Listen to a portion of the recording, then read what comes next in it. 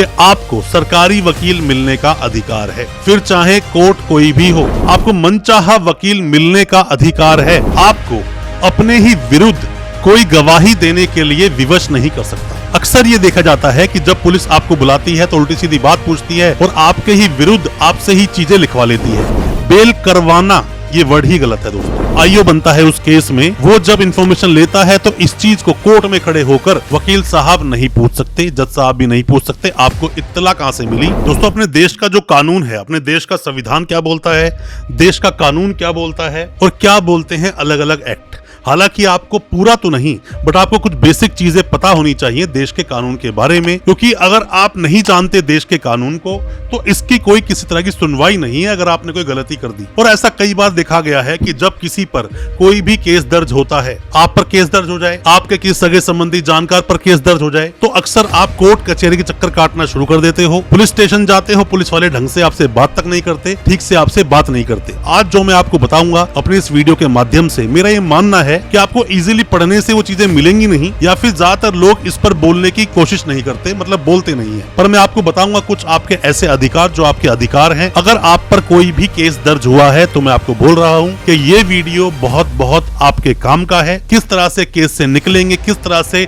बहुत ज्यादा फीसों से आप बच पाएंगे, क्या आपके अधिकार हैं और क्या गलतियां आपको नहीं करनी चाहिए। वीडियो को पूरा देखें। अगर कोई भी केस आपका चल रहा है तो आपको समस्याएं नहीं होंगी। इस वीडियो को पूरा देखने के बाद आपके सब तरह के डाउट्स क्लियर हो जाएंगे। ज्यादा कुछ जानने के लिए अपने अधिकारों के बारे में दोस्तों बने रहिए हमारे इस वीडियो के साथ। नमस्कार दोस्तों, फिर एक बार स्वागत करता हूं आप सभी का अपने इस यूट्यूब चैनल पर, जिसका नाम है फाइट फॉर ट्रू। मेरा नाम है वीरेंद्र वर्मा। दोस्तों, ऐसे कई सारे आपके अधिकार हैं जो आपको मिले हैं, फंडामेंटल राइट है, और आपके वो जो अधिकार हैं उनका गारंटर खुद सुप्रीम कोर्ट है, तो आपके अधिकार कोई छीन नहीं सकता। सबसे पहले दोस्तों मैं बात करता हूं, क्योंकि जब भी किसी पर कोई भी केस दर्ज हो जाता है तो वो सोचता है कि अब मेरा बहुत सारा पैसा लगने वाला है, घर तक ना बिक जाए अगर कोई बहुत ज्यादा सीरियस मामला हो जाए तो। सबसे पहली बात दोस्तों, पहला अधिकार तो आपका ये है कि आपको सरकारी वकील मिलने का अधिकार है, फिर चाहे कोर्ट कोई भी हो, मतलब कोई भी, सबसे निचला कोर्ट हो या फिर सुप्रीम कोर्ट तक भी आप अगर जाते हैं और आप अगर अपना केस नहीं लड़ सकते हैं, या फिर आपके पास पैसा नहीं है, उतना पैसा नहीं है जितना का पैसा आपसे वकील साहब मांग रहे हैं, तो आपको सरकारी वकील मिलेगा दोस्तों। सरकारी वकील मिलेगा। और उसी के उलट दूसरी बात आती है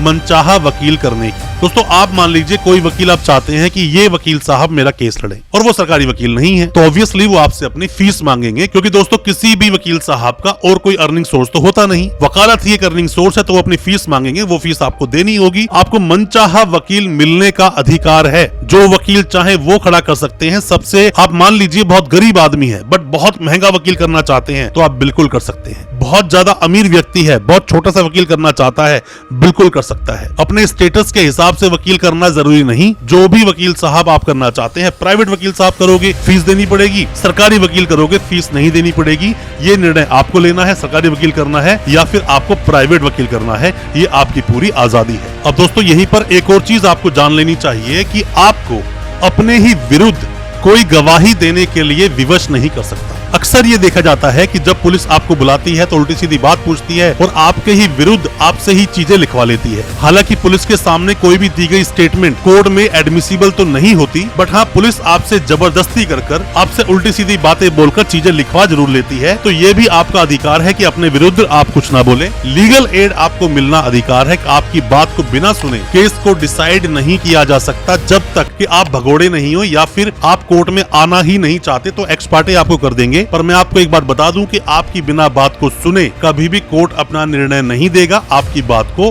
पूरी तरह से सुना जाएगा। तो ये सब बातें आप ध्यान रखें। दोस्तों, आप में से कोई भी नए वकील साहब हैं, कोई भी लॉ स्टूडेंट है, कोई भी जो कानूनी जानकारी ले रहा है, या फिर आपके किसी भी सगे संबंधी जानकार पर कोई केस दर्ज हुआ है, या फिर आप पर ही कोई केस दर्ज हुआ है और आप कुछ भी हमसे जानकारी लेना चाहते हैं या फिर ऑनलाइन कंसल्टेंसी लेना चाहते हैं, दिए गए नंबर पर व्हाट्सएप करें। हो सकता है हमारे किसी सजेशन से आप अपने केस से बाहर निकल सकें और साथ में ही और कुछ भी डिटेल में जान सके अपने केस के बारे में। अब हम बात करते हैं दूसरे पॉइंट के बारे में, जो आपका अधिकार भी है और आपको पता भी होना चाहिए। दोस्तों, होता क्या है कि जब भी कोई भी वकील साहब आपका केस लेते हैं, वकील साहब ने मान लीजिए एक एक्स आपसे फीस ली, कोई भी फीस ली हो, आप हाई कोर्ट गए, सुप्रीम कोर्ट गए या फिर लोअर कोर्ट में गए, आपने वकील साहब से बेल लगवा ली। दोस्तों, एक बात होती है गारंटी। गारंटी का मतलब कि आपसे मान लो वकील साहब ने 1 लाख फीस ले ली हाई कोर्ट की, 1 लाख लेंगे तो हम आपकी बेल लगाएंगे, तो आपकी बेल करवाएंगे। बेल करवाना ये वर्ड ही गलत है दोस्तों। बेल लगाएंगे, बेल पर बहस करेंगे, आर्ग्यूमेंट करेंगे, आपकी बात को कोर्ट में रखेंगे, जिरह करेंगे। वकील साहब अपनी काबिलियत के हिसाब से आपसे फीस मांगते हैं, बट गारंटी आपको कोई वकील नहीं दे सकता, दे ही नहीं सकता।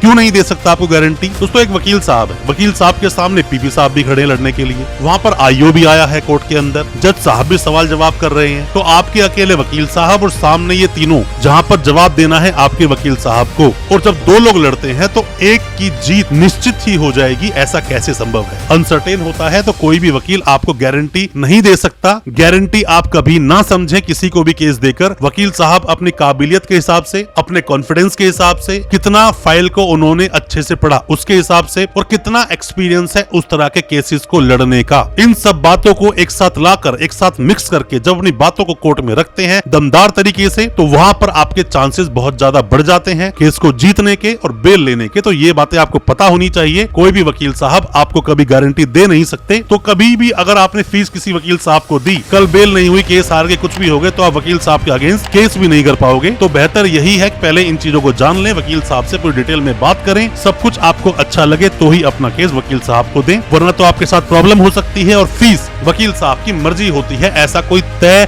कोई पैमाना नहीं है कि वो वकील साहब उतनी ही फीस लेंगे, ऐसा कुछ नहीं होता। वो वकील साहब पर डिपेंड करता है कि वो कितनी फीस पर आपके केस को लड़ना चाहते हैं। इन बातों को भी विशेष रूप से आप ध्यान रखें। अब हम बात करते हैं तीसरे मुद्दे की। तीसरी बात आपको जरूर पता होनी चाहिए। दोस्तों होता क्या है कि अक्सर आपने देखा होगा कि जब भी पुलिस कोई भी केस बनाती है तो केस में मान लीजिए कि पुलिस ने कहीं पर जाकर रेड करी या किसी कॉल सेंटर में रेड मारी, किसी बंदे को पकड़ा, किसी बंदे को अरेस्ट किया, सर्च किया, किसी बंदे को जाते हुए रोक लिया, या उस व्यक्ति के पास से कोई भी ऐसी चीज मिल गई जो गैर कानूनी है अपने देश में। तो अब यहाँ पे सवाल आता है कि पुलिस को इन्फॉर्मेशन कैसे मिली? पुलिस को इन्फॉर्मेशन मिली तो अक्सर आपने चार्जशीट में पढ़ा होगा या एफआईआर में पढ़ा होगा कि मुखबिर खास। मुखबिर खास क्या होता है? मतलब मुखबिर होते हैं जो पुलिस वालों के इन्फॉर्मेंट्स होते हैं, मतलब जो इन्फॉर्मर होते हैं। वो इन्फॉर्मेशन जब भी कभी मिलती है किसी भी पुलिस वाले को, तो पुलिस वाला जो आईओ बनता है उस केस में, वो जब इन्फॉर्मेशन लेता है तो इस चीज को कोर्ट में खड़े होकर वकील साहब नहीं पूछ सकते, जज साहब भी नहीं पूछ सकते आपको इत्तला कहां से मिली, आपके किस मुखबिर ने आपको ये जानकारी दी। तो आप ये बात पुलिस वाले से नहीं पूछ सकते।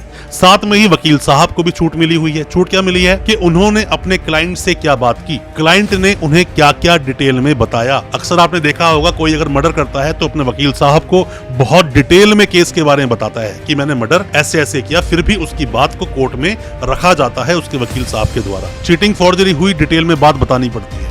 कोई भी केस होगा तो क्लाइंट अपनी बात को बहुत डिटेल में एक वकील साहब को बताता है, और ये बताना भी चाहिए, तभी आपके केस को अच्छे से आपके वकील साहब कोर्ट में रख पाएंगे, वरना तो आपके साथ प्रॉब्लम होगी, आप केस भी हारोगे और कोई फायदा होगा भी नहीं। तो ये सब चीजें अलग अलग तरह से सबको अधिकार मिले हैं। ये जो बातें आपको मैंने बताई है, ये मेरा मानना है कि बातें आपको समझ आई होंगी और इससे आपकी नॉलेज में और इजाफा हुआ होगा। अच्छी लगी हो आज की वीडियो, हमारे चैनल को सब्सक्राइब करना बिल्कुल ना भूलें। वीडियो को ज्यादा से ज्यादा अपने दोस्तों, परिजन, परिवार तक शेयर करें ताकि वो भी अपने आप को कानूनी जानकार बना सके। चैनल को सब्सक्राइब करना बिल्कुल ना भूलें, साथ में लगा बेल आइकन जरूर दबा दें ताकि इसी तरह की लीगल अवेयरनेस की वीडियोस दोस्तों आप तक पहुंच सके सबसे पहले। बहुत बहुत शुक्रिया दोस्तों, धन्यवाद हमारी इस वीडियो के साथ बने रहने के लिए।